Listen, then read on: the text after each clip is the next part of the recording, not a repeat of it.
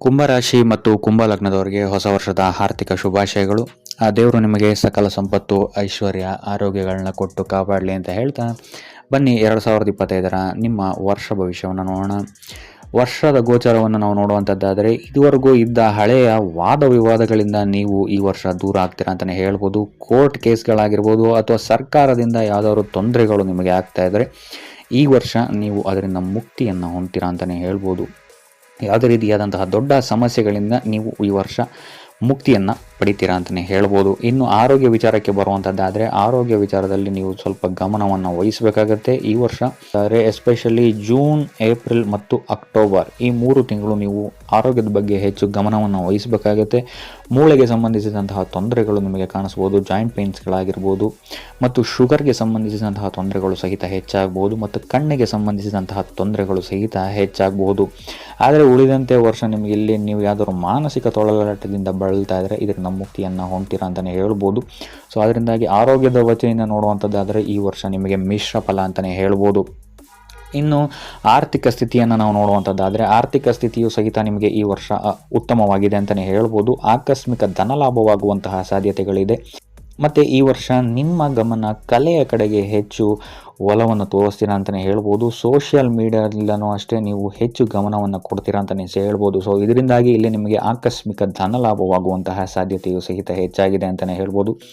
ಇನ್ನು ಯಾತ್ರೆಗೆ ಸಂಬಂಧಿಸಿದಂತೆಯೂ ಸಹಿತ ನೀವೇನಾದ್ರು ಬಿಸ್ನೆಸ್ ಟ್ರಿಪ್ಸ್ಗಳೇನಾದ್ರು ಮಾಡ್ತಾ ಇದ್ದೀರಾ ಅಂತ ಹೇಳಿದ್ರೆ ಇಲ್ಲಿ ನಿಮಗೆ ಲಾಭವಾಗುವಂತಹ ಸಾಧ್ಯತೆ ಹೆಚ್ಚಾಗಿದೆ ಅಂತಲೇ ಹೇಳ್ಬೋದು. ಅದು ಮಾರ್ಚ್ನ ನಂತರ ನಿಮಗೆ ಇಲ್ಲಿ ಉತ್ತಮವಾದಂತಹ ಪರಿಣಾಮವನ್ನು ಕೊಡುತ್ತೆ ಅಂತಲೇ ಹೇಳ್ಬೋದು. ಇನ್ನು ಆರ್ಥಿಕ ಸ್ಥಿತಿಯನ್ನು ನಾವು ನೋಡುವಂಥದ್ದಾದರೆ, ಮಾರ್ಚ್ನ ನಂತರ ನಿಮಗೆ ಇಲ್ಲಿ ಅತ್ಯುತ್ತಮವಾಗಿದೆ. ಸಾಲದ ಬಾಧೆಯಿಂದ ಏನಾದ್ರು ನೀವು ಬಳಲ್ತಾ ಇದ್ದರೆ ಈ ವರ್ಷ ಅದು ಸಹ ಕಮ್ಮಿ ಆಗುತ್ತೆ. ಸ್ಟಕ್ ಆದಂತಹ ಅಥವಾ ಯಾರಿಗಾದ್ರು ಕೊಟ್ಟಂತಹ ಹಣ ರಿಟರ್ನ್ ಬರುತ್ತೆ ಅಂತಲೇ ಹೇಳ್ಬೋದು. ಇನ್ನು ನೀವೇನಾದ್ರು ಭೂಮಿಯನ್ನು ಮಾರಬೇಕು ಅಂತ ಹೇಳಿದರೂ ಸಹಿತ ಈ ವರ್ಷ ನಿಮಗೆ ಇದರಿಂದ ಮಾರ್ಚ್ನ ನಂತರ ನಿಮಗೆ ಇಲ್ಲಿ ಅತ್ಯುತ್ತಮವಾದಂತಹ ಲಾಭವನ್ನು ನೀವು ಪಡಿತೀರಾ ಅಂತಲೇ ಹೇಳ್ಬೋದು. ಆದರೆ ಮಾರ್ಚ್ಗಿಂತ ಮುಂಚೆ ಸ್ವಲ್ಪ ಎಚ್ಚರಿಕೆಯನ್ನು ವಹಿಸಿ. ಜನವರಿ ಮತ್ತು ಫೆಬ್ರವರಿ ತಿಂಗಳಲ್ಲಿ ಸರ್ಕಾರಿ ಕೆಲಸಗಳಲ್ಲಿ ಸ್ವಲ್ಪ ಖರ್ಚಾಗ್ಬೋದು ಅಥವಾ ಕುಟುಂಬಕ್ಕೆ ಸಂಬಂಧಿಸಿದಂತಹ ವಿಚಾರಗಳಲ್ಲಿ ಸ್ವಲ್ಪ ಖರ್ಚಾಗ್ಬೋದು ಅಂತಲೇ ಹೇಳ್ಬೋದು. ಆದರೆ ಮಾರ್ಚ್ನ ನಂತರ ನಿಮಗಿಲ್ಲಿ ಉತ್ತಮವಾಗಿದೆ. ಇನ್ನು ಕುಟುಂಬ ವಿಚಾರಕ್ಕೆ ಬರುವಂಥದ್ದಾದರೆ ಇಲ್ಲಿ ಕುಟುಂಬ ವಿಚಾರದಲ್ಲೂ ನಿಮಗೆ ಈ ವರ್ಷ ಉತ್ತಮವಾಗಿದೆ ಅಂತಲೇ ಹೇಳ್ಬೋದು. ಪ್ರಾಪರ್ಟಿಯನ್ನು ತಗೊಳ್ತೀರಾ ಅಂತಲೇ ಹೇಳ್ಬೋದು ಅಥವಾ ಜಾಗವನ್ನು ಬದಲಾವಣೆ ಮಾಡುವಂತಹ ಸಾಧ್ಯತೆಯು ಸಹಿತ ಈ ವರ್ಷ ಹೆಚ್ಚಾಗಿದೆ ಅಂತಲೇ ಹೇಳ್ಬೋದು. ಅಂದರೆ ನೀವಿರುವ ಪ್ಲೇಸನ್ನು ಚೇಂಜ್ ಮಾಡುವಂತಹ ಸಾಧ್ಯತೆ ಇದೆ. ಇದು ನಿಮಗೆ ಅತ್ಯಂತ ಉತ್ತಮವಾದಂತಹ ಅಥವಾ ಭಾಗ್ಯವನ್ನು ತಂದು ಕೊಡುವಂತಹ ಮೂವ್ ಆಗಿರುತ್ತೆ ಇದು ನಿಮಗೆ ಈ ವರ್ಷ ಅಂತಲೇ ಹೇಳ್ಬೋದು. ಇದಲ್ಲದೆ ಮನೆಯಲ್ಲಿ ಮಂಗಳ ಕಾರ್ಯಗಳು ಸಹಿತ ನಡೆಯುವಂತಹ ಸಾಧ್ಯತೆ ಹೆಚ್ಚಾಗಿದೆ. ಇನ್ನು ಸಂತಾನದ ವಿಚಾರಕ್ಕೆ ಬರುವಂಥದ್ದಾದರೆ, ನಿಮ್ಮ ದೊಡ್ಡ ಮಕ್ಕಳಿಂದ ಈ ವರ್ಷ ನಿಮಗೆ ಸ್ವಲ್ಪ ತೊಂದರೆಗಳು ಹೆಚ್ಚಾಗುತ್ತೆ ಅಂತಲೇ ಹೇಳ್ಬೋದು. ಅವ್ರ ಜೊತೆ ವಾದ ವಿವಾದಗಳಾಗ್ಬೋದು. ಯಾವ ವಿಚಾರದಲ್ಲಿ ಅಂತ ಹೇಳಿದ್ರೆ, ಅವರು ಓದ್ತಾ ಇರುವಂತಹ ಫೀಲ್ಡ್ ಚೇಂಜ್ ಮಾಡುವಂಥದ್ದಾಗಿರ್ಬೋದು ಅಥವಾ ಮನೆಯಿಂದ ದೂರ ಉಳಿಯುವಂತಹ ನಿರ್ಧಾರಗಳು ನಿಮ್ಮನ್ನು ಇಲ್ಲಿ ಸ್ವಲ್ಪ ವಾದ ವಿವಾದಕ್ಕೆ ತಳ್ಳಬಹುದು ಅಂತಲೇ ಹೇಳ್ಬೋದು. ಸೊ ಇದನ್ನು ಹೊರತುಪಡಿಸಿದರೆ ಇಲ್ಲಿ ನಿಮಗೆ ಉಳಿದಂತೆ ಉತ್ತಮವಾದಂತಹ ಫಲವನ್ನು ನೀವು ನೋಡ್ತೀರಾ ಅಂತಲೇ ಹೇಳ್ಬೋದು. ಇನ್ನು ದಾಂಪತ್ಯ ಜೀವನವನ್ನು ನಾವು ನೋಡುವಂಥದ್ದಾದರೆ, ದಾಂಪತ್ಯ ಜೀವನದಲ್ಲಿ ಇಲ್ಲಿ ನಿಮಗೆ ಸೂರ್ಯನಿಂದ ಅತ್ಯಂತ ಹೆಚ್ಚು ಲಾಭವನ್ನು ನೀವು ಪಡಿತೀರಾ ಅಂತಲೇ ಹೇಳ್ಬೋದು. ನಿಮ್ಮಿಬ್ಬರ ಬಾಂಧವ್ಯ ಈ ವರ್ಷ ಅತ್ಯುತ್ತಮವಾಗಿರುತ್ತೆ ಅಂತಲೇ ಹೇಳ್ಬೋದು. ಕೆಲವು ಕಷ್ಟಗಳು ಬಂದರೂ ಸಹಿತ ನಿಮ್ಮ ಸಂಗಾತಿಯ ಸಹಕಾರ ನಿಮಗೆ ಪೂರ್ಣವಾಗಿ ಈ ವರ್ಷ ಸಿಗುತ್ತೆ. ಸೊ ಇದರಿಂದಾಗಿ ಇಲ್ಲಿ ನಿಮ್ಮಿಬ್ಬರ ಮಧ್ಯೆ ಪ್ರೀತಿ ಹೆಚ್ಚಾಗುತ್ತೆ ಅಂತಲೇ ಹೇಳ್ಬೋದು.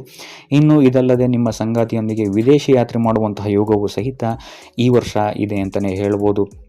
ಇನ್ನು ಈ ವರ್ಷ ನಿಮ್ಮ ಸಂಗಾತಿಯ ಕರಿಯರ್ನಲ್ಲಿ ಉತ್ತಮವಾದಂತಹ ಮಾನ ಸಮ್ಮಾನಗಳು ಅವರಿಗೆ ಸಿಗುತ್ತೆ. ಸ್ಯಾಲರಿ ಹೈಕ್ಸ್ಗಳಾಗಿರ್ಬೋದು ಅಥವಾ ಸರ್ಕಾರಕ್ಕೆ ಸಂಬಂಧಿಸಿದಂತಹ ಕೆಲವೊಂದು ವಿಚಾರಗಳಲ್ಲಿ ಅವರಿಗೆ ಪಾಸಿಟಿವ್ ರಿಸಲ್ಟ್ ಸಿಗುತ್ತೆ ಅಂತಲೇ ಹೇಳ್ಬೋದು. ಅಥವಾ ಸರ್ಕಾರಿ ಕೆಲಸಕ್ಕೆ ಏನಾದ್ರು ಅಪ್ಲೈ ಮಾಡಿದ್ದಾರೆ ಅಂತ ಹೇಳಿದ್ರು ಸಹಿತ ಈ ವರ್ಷ ಪಾಸಿಟಿವ್ ರಿಸಲ್ಟ್ ಸಿಗುತ್ತೆ ಅಂತಲೇ ಹೇಳ್ಬೋದು. ಇನ್ನು ಏನಾದ್ರು ನಿಮ್ಮ ಸಂಗಾತಿ ಹೌಸ್ ವೈಫ್ ಆಗಿದ್ದರೆ ಅವರ ಇಂಟ್ರೆಸ್ಟ್ ರಾಜಕೀಯದಲ್ಲಿ ಅಥವಾ ಸಾಮಾಜಿಕ ವಿಚಾರಗಳಲ್ಲಿ ಹೆಚ್ಚು ಗಮನವನ್ನು ಈ ವರ್ಷ ವಹಿಸ್ತಾರೆ ಅಂತಲೇ ಹೇಳ್ಬೋದು. ಇದಲ್ಲದೆ ನಿಮ್ಮ ಸಂಗಾತಿ ಈ ವರ್ಷ ತುಂಬ ಆ್ಯಕ್ಟಿವ್ ಆಗಿರ್ತಾರೆ ಅಂತಲೇ ಹೇಳ್ಬೋದು. ಇನ್ನು ನೀವೇನಾದರೂ ಸಿಂಗಲ್ ಆಗಿದ್ದೀರಾ ಅಂತ ಹೇಳಿದ್ರು ಸಹಿತ ಈ ವರ್ಷ ನಿಮಗೆ ಮದುವೆಯ ಯೋಗವು ಸಹಿತ ಇದೆ ಅಂತಲೇ ಹೇಳ್ಬೋದು.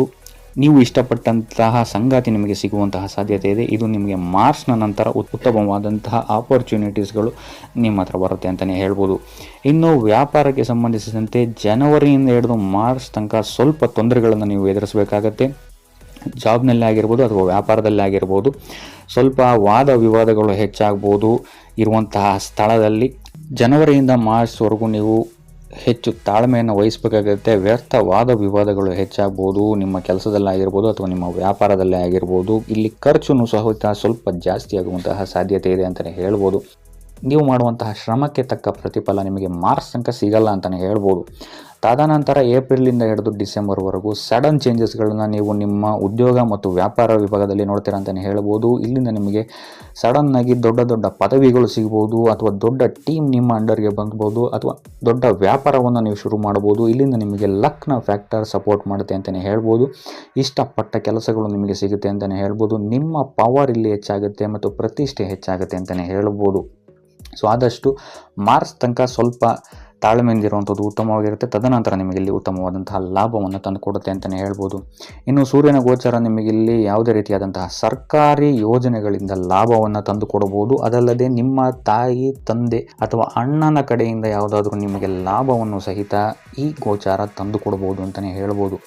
ಸೊ ಒಟ್ಟಾರೆಯಾಗಿ ನೋಡುವಂಥದ್ದಾದರೆ ಕುಂಭರಾಶಿಯವರಿಗೆ ಈ ವರ್ಷ ಮಿಶ್ರ ಫಲ ಅಂತಲೇ ಹೇಳ್ಬೋದು. ಸೊ ಇದಾಗಿತ್ತು ಕುಂಭರಾಶಿಯವರ 2025 ವರ್ಷ ಭವಿಷ್ಯ.